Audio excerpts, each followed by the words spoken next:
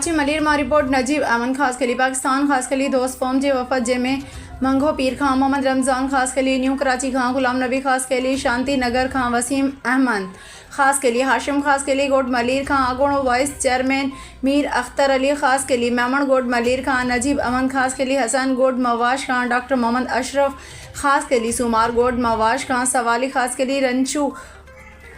रनशोर line Lyari खां एहसास अहमद खास के लिए सोल्जर बाजार खां अला बख्श खास के लिए अमीर बख्श खास के लिए शौकत खास के लिए सदाम खास के लिए वसीम खास के लिए डिफेंस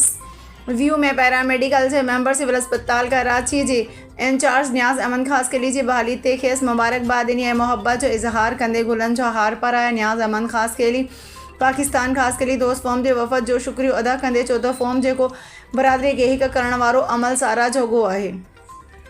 हिन चयो त आम फॉर्म जे हर तरह से मदद के लिए तैयार आहियां। उन खां पोइ वफ़द चने सरगोड में उस्मान खास केली सां संदस भाउ ऐं मुमताज़ माणक खास केली सां संदस चाचे जी वफ़ात ते ताज़ियत कई ऐं मरहूम जे लाइ मग़फ़िरत जी दुआ घुरी वई।